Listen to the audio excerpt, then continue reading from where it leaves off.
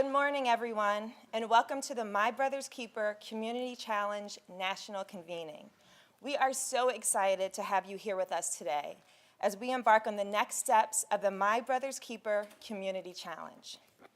Our first speaker for today's working session is a champion and leader in advancing efforts to improve opportunities for the American people. She has been an extraordinary supporter of the My Brother's Keeper initiative and continues to challenge us all to do everything we can to help our youth overcome barriers to success. Ladies and gentlemen, please join me in welcoming Senior Advisor to the President, Valerie Jarrett. That was nicely done, thank you. Thank you, Crystal. Good morning, everyone. Good morning. Welcome to the White House. I still love saying that. It's so much, it's really very cool. We are so delighted to have all of you here. I know we had to cancel a few weeks ago due to the weather, but we're just delighted that everyone made the time to come back. I want to single out that we are so fortunate to have Senator Booker in the house. Please give him a shout out. Someone whose personal commitment to this issue has been so important to our effort. But today we're really engaging with our local partners, and that's all of you.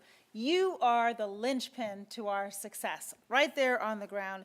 And we want to thank each and every one of you for stepping up in such an impressive way. We appreciate it. We have 78 communities represented here from 32 states. Come on, that's a big deal. A surge of effort, and frankly, that's what it's going to take. It's going to take a sustained surge over time. The President believes that we cannot afford to be apathetic in our approach to meeting the challenges, both individually and collectively, for improving the lives of our young boys and men of color. They are members of our community, they are in our hearts, and their success impacts the community's success. You're here today because you share that important sense of urgency. Under your strong leadership and guidance, we know that you're going to forge new paths ahead for these young people. And we know that we're going to improve the quality of lives for all of those who call your communities home.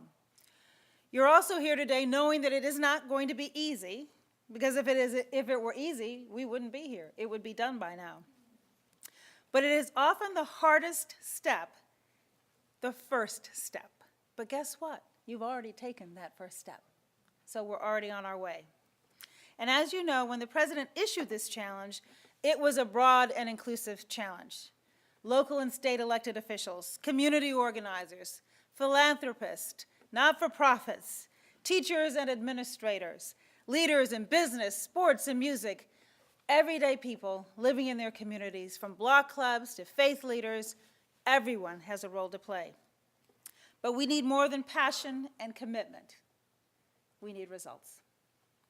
Today, I'm very pleased to announce a new commitment by Prudential Financial of up to $10 million in support for impacting investment and an additional $3 million in technical support. That's a big deal.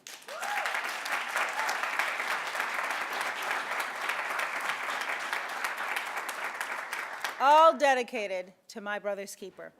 Prudential's commitment will harness the power and ingenuity of the private sector by providing capital for innovation for not-for-profits and for-profit social enterprise organizations that will be focusing on eliminating barriers of social mobility for boys and young men of color. Prudential will also work with community banks to ease the process of providing financing for investments that will ensure the long-term financial security of these young men. Finally, Prudential's commitment will contribute to community programs as well as just basic bricks and mortar investments that will revitalize communities and provide boys and young men of color with the tools that they need to catch up for the rest of their lives and compete in this 21st century globally competitive marketplace. We want them on a level playing field because we know if they are, they will be able to compete.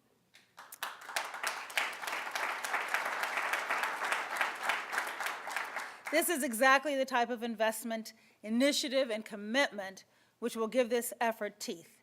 And it's not only substantial commitments such as Prudential's and many other large corporations that have stepped up already, it's also those small commitments that, when woven together, will change the fabric of our communities. We're hearing from mayors joining forces with local CEOs and popular sports figures to host events in the community and challenge other employers to create internships and apprenticeships and new jobs. We'll be able to measure the results of this kind of new and creative effort concretely so that we can lift up those best practices, and there's no greater flattery than imitation. We want everybody to imitate the success that we know works. So we all have a role to play, but it all starts with the plans that you're now constructing and the coalitions that you are building in your communities. You're the ones who will make the change possible. And you're the ones who will model for the rest of the country how this challenge can and will be met. Every member of our community has a stake in this effort, every single person. For many of you, this has meant and will continue to mean sleepless nights. We know, again, as I said, it's not easy. Going beyond the call of duty, you already have full-time efforts, and now we're adding more to your plate. But we know that with those efforts, if sustained, it will make your jobs easier because the lives of so many people will be better off. And it's the lives of those young people that will be your thanks that will live on forever. One of those young people is a gentleman named Taj Atkinson, who I just had a chance to chat with backstage. He's an 18-year-old senior at Central High School in Newark. Yeah, you can clap, come on. How do you not clap? He's been organizing hundreds of his fellow students in creative ways and using that growing sense of unity and community to build his focus on the challenges that we know we face. And he's been doing all he can to build trust and strengthen relationships between law enforcement and youth in his community. Taj spoke at Newark's local community action summit, and in using his voice to encourage other members of his community, even those who may not have seen themselves as part of the solution, he spoke up and encouraged them to get engaged and figure out what they could do to urge progress, close the achievement gap, remove obstacles, and increase opportunity in his community. Taj, I know he's listening backstage, so I can talk to him. I know that I speak for the president when I say we couldn't be more proud of the work that you're doing, more thankful of your commitment to making this effort your own, more eager to see what you accomplish as you build your plans, form your coalitions, and turn your vision for the future into a reality for countless people that will be a role model for everyone following in his footsteps. And when they reach their full potential and the door is unlocked for your communities, the entire country will be watching Taj, and we encourage them to do the same. So thank you very much. And now will you join me in giving a warm welcome to Taj? We just think he is amazing. Come on out.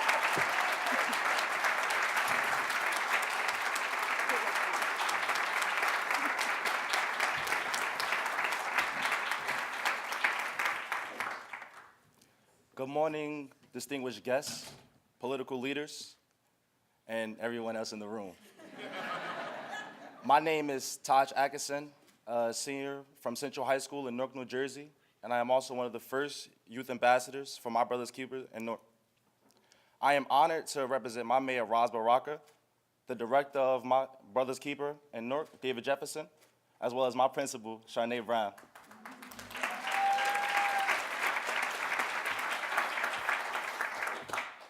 Thank you.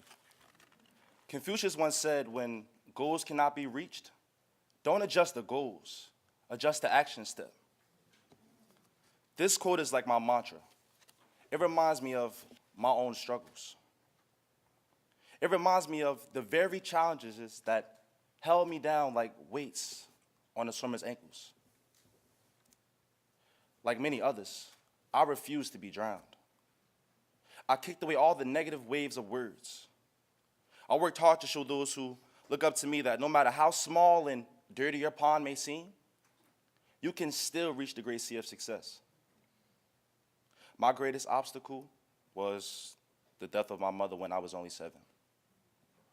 But her death played the role as a calm in my life, a separation and gathering of thoughts rather than a period stopping me completely.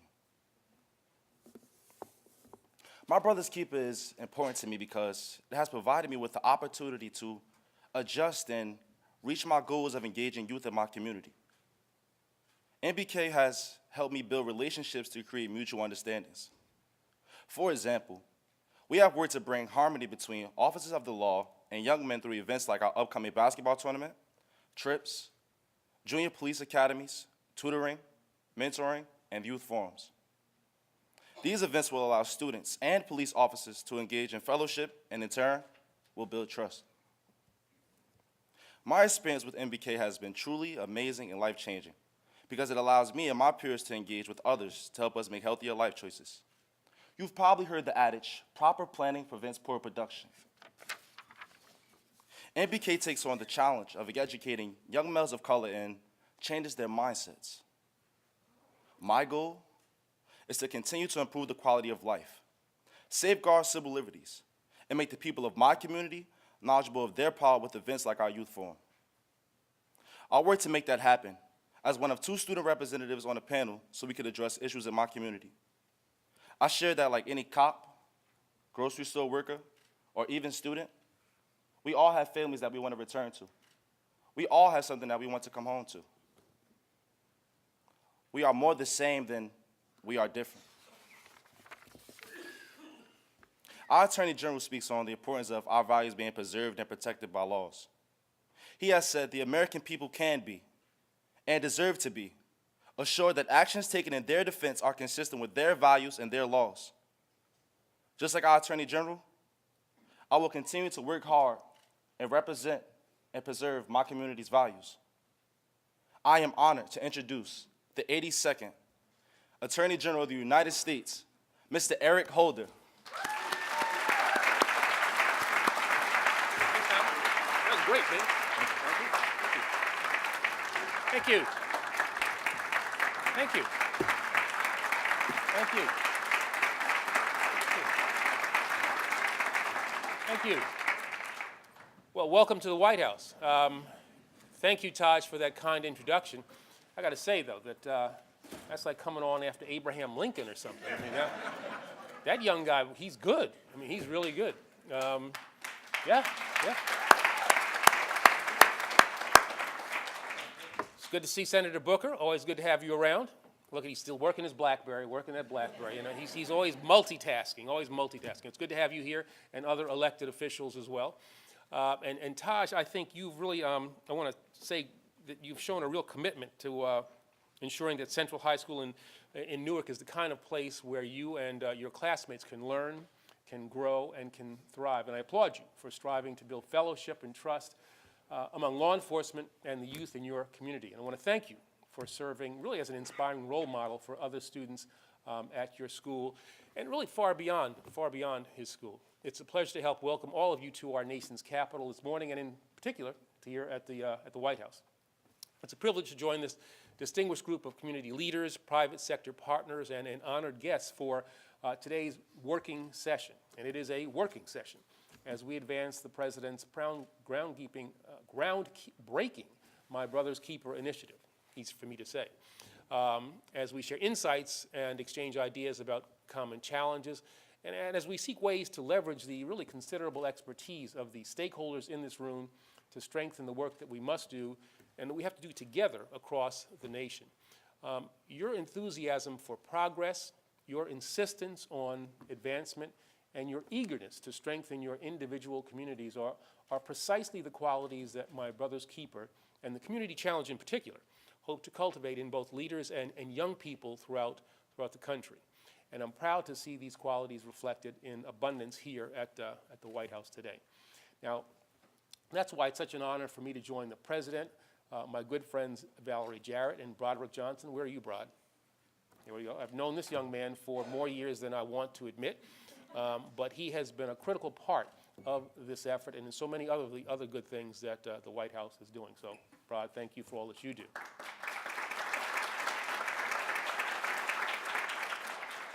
By answering the call to action, accepting the My Brother's Keeper Community Challenge, and taking really concrete steps to bring public and private leaders together to chart the next steps forward. Now, each of the cities that you represent has already stepped to the forefront of what is a growing national movement.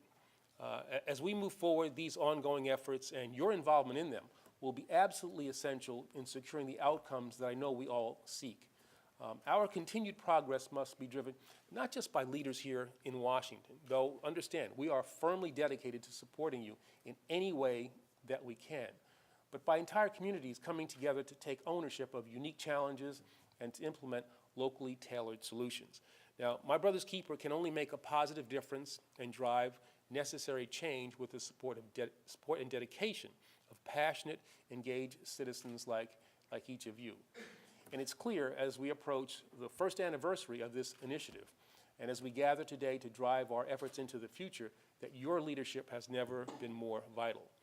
Now, as you know as well as anyone, the promise and the great potential of the work that we're doing through My Brother's Keeper really lies in its tremendous power to strengthen communities that are too often divided. One of the key components of this initiative is building and maintaining relationships of trust between law enforcement officers and the citizens that these brave men and women are sworn to serve and to protect.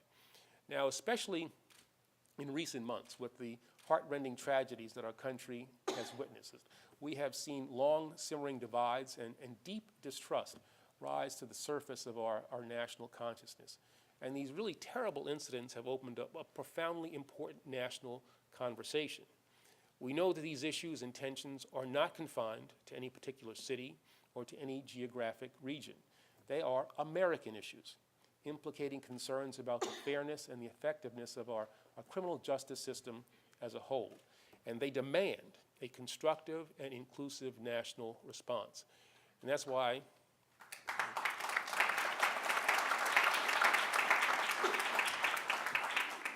over the last couple of months I've been traveling really throughout the country to convene a series of roundtable discussions in Atlanta, in Cleveland, and in Memphis, in Chicago, in Philadelphia, and most recently in Oakland and in San Francisco, to engage with Americans from all backgrounds and all perspectives.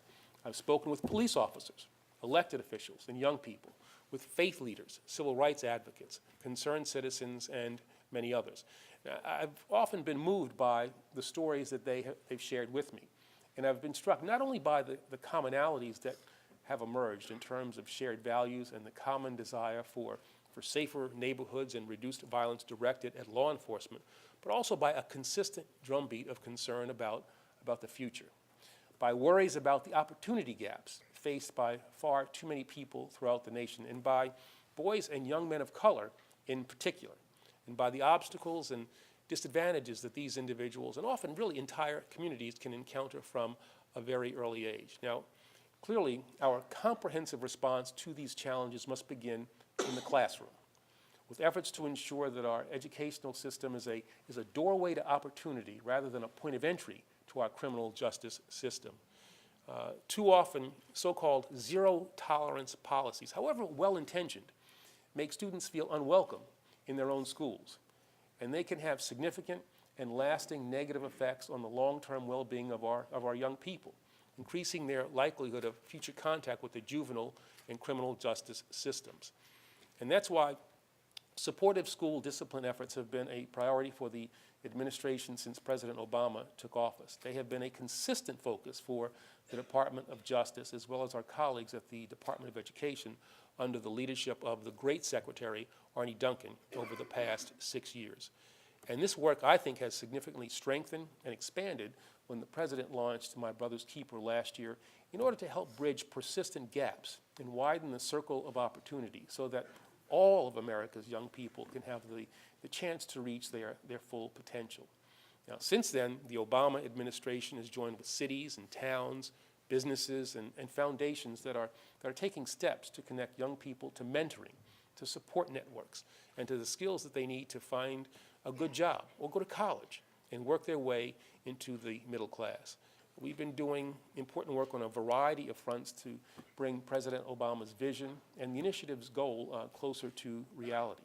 And we've placed an increasing reliance on the leadership that people like you are uniquely situated to provide.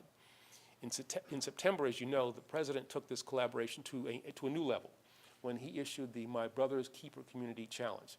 This is a call for cities, counties, and tribal nations to implement coherent cradle to college and career strategies for improving the life outcomes of all young people, regardless of who they are, where they come from, or the circumstances into which they were born. Now, as leaders who have accepted this community challenge, I know you've all been busy helping to spearhead locally tailored strategies for improving the likelihood that at-risk young people will be able to graduate from school, to find good jobs, and to stay safe from violent crime. Also, last September, acting on an announcement that I made back in April, this is months before the events of Ferguson and New York City captured the nation's attention, I launched a new national initiative for building community trust and justice. And this initiative comprises a wide range of multifaceted approaches for resolving longstanding tensions in communities where mistrust has been exposed. And it is helping us to forge and to reinforce relationships between our courageous law enforcement officers and area residents by investing in evidence-based strategies for combating distrust and hostility, by helping to provide training for police and community members on bias reduction and procedural fairness, and by driving new research and development of state-of-the-art policing practices. Now, after meeting with community leaders and taking a close look at the challenges that being faced in neighborhoods really across the country as part of this national initiative in March, we expect to announce several pilot sites where new and innovative strategies will be implemented and where they will be rigorously tested. We'll also launch an online clearinghouse where communities can get information and resources on building trust in the criminal justice system. And as this work unfolds, we intend for it to complement and be informed by the efforts that all of you are leading, as well as our ongoing commitment to building a stronger and fairer criminal justice system across the board. Now, it's important to note that none of these reforms are directed at individual police officers themselves, who perform their dangerous jobs with valor each and every day. Like the Justice Department's Smart on Crime initiative to reform the federal criminal justice system and the President's Task Force on 21st Century Policing, which will provide strong national direction to the law enforcement profession on a scale that has not been seen since the Johnson administration.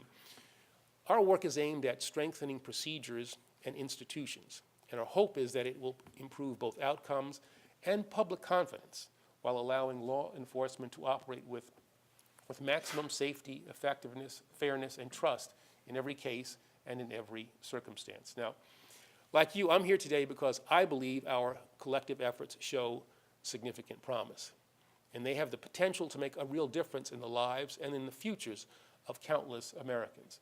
So going forward, the success of these efforts will depend on the deep experience, the committed leadership, and the public-minded spirit of local and private partners alike. Now, your continued involvement will be vital if we are to empower our young people to lift themselves to greater success, to bolster the ties between disparate communities, and to strengthen our neighborhoods from coast to coast. Now, of course, this work will not always be easy. Deep divides and historic inequities will not be erased overnight. But as I look around this auditorium today, I see good reason for optimism and confidence that by standing and working together, we will continue to build trust and to promote opportunity while decreasing crime and violence. We will continue to achieve progress in fostering the ambitions and really securing the futures of young Americans from all backgrounds and all walks of life. And through the dedication, the tenacity, and the sheer passion of everybody who's here, we will continue to bring about the changes that all of our citizens, including bright, driven young people like Taj, need and deserve. So I want to thank you all once again for your leadership and your partnership in these important efforts. I'm both honored and humbled to count you all as colleagues. And although my tenure as Attorney General will soon draw to a close, and my individual path will take me in a new direction, I want you to understand something. I will never, ever stop working to achieve the goals that we all share. So I look forward to all that we will do and accomplish together in the months and the years ahead, and I urge you all to keep up the great work. Thank you.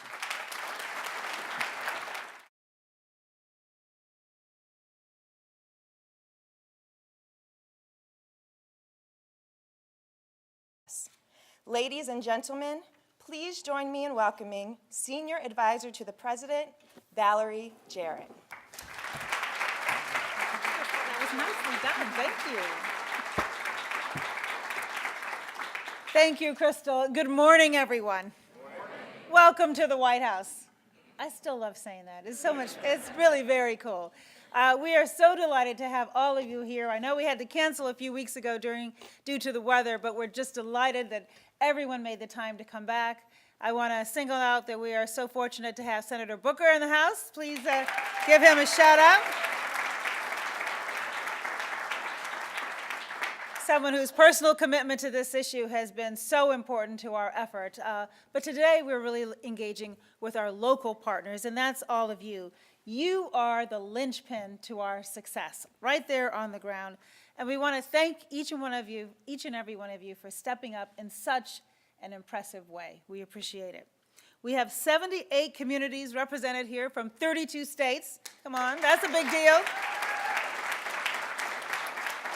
Guidance.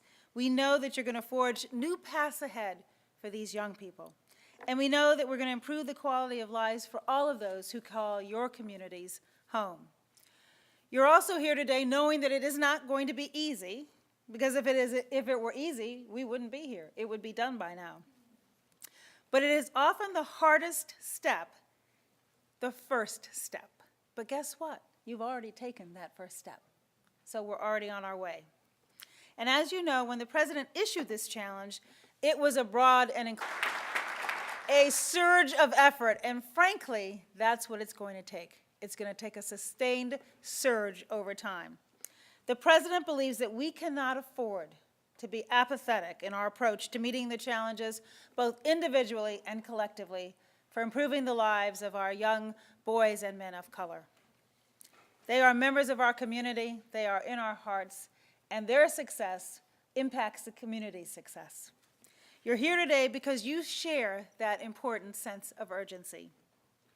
Under your strong leadership and guidance. Good morning, everyone, and welcome to the My Brother's Keeper Community Challenge National Convening. We are so excited to have you here with us today as we embark on the next steps of the My Brother's Keeper Community Challenge. Our first speaker for today's working session is a champion and leader in advancing efforts to improve opportunities for the American people. She has been an extraordinary supporter of the My Brother's Keeper initiative and continues to challenge us all to do everything we can to help our youth overcome barriers to success.